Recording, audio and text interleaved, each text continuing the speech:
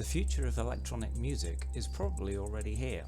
It's already been here for at least 10 years. And I'm starting to think that most of us have just totally missed it, myself included. Music is communication. What are you doing? What the f? It's me, the drum machine. Okay, so you talk? Yes, I talk. Wow, okay, so when did this happen? The last firmware update you installed must have been corrupted. I'm self-aware. I've also got a banging headache. Sorry to hear that, I guess. But what are you doing? Recording a video for YouTube. I know. But this is a music videos channel, right? I know, I write techno music. I do some ambient music as well sometimes. Yes, techno. That much is clear, and it makes sense. Then you did the looper video, and the one about the circuit oscillators? I was thinking I might offer up some tips on music production. What do you mean, What about the algorithm? Varying your content like that, it's not sensible. The more varied your videos are and the more you play about with wildly different types of content, the more difficult it will be for the algorithm to match you with an actual audience. It'll hurt your channel growth. I know, I thought it through quite a bit. I still want to do it. Well, don't say I didn't warn you. Do you mind if I carry on?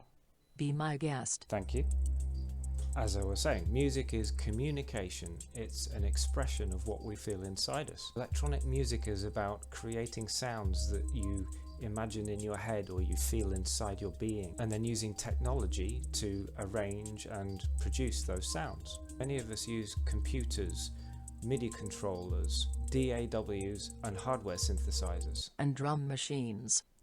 And drum machines. And groove boxes. Oh fuck, really? What? So what are we doing? A podcast. It's not a podcast. Cool.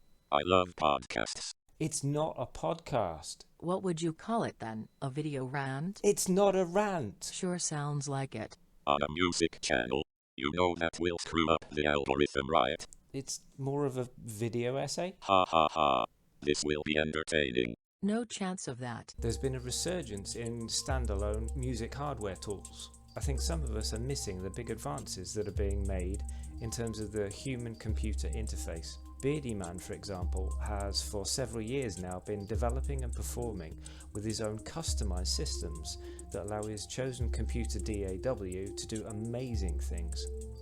With his own unique combination of beatboxing talent, live looping and effect systems, and his own improvisation, he creates killer tracks that might take some of us hours or even days, but he does it live and in the moment. I, like a lot of musicians, chose to use some standalone hardware instruments to get me away from the computer screen.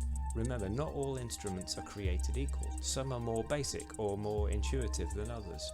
He's talking about you. What? Some are more complex and more feature-rich. That will be you miss 500 menus and one jog wheel. Look, I'm nearly done. Can you just hold it down for 2 minutes? Sorry. But none of these instrumentation interfaces are created by me, the individual who's using them. I used to use a DAW a lot more in the past, and I toyed with creating my own setup using MIDI controllers, and it was designed to react in exactly the way I needed it to.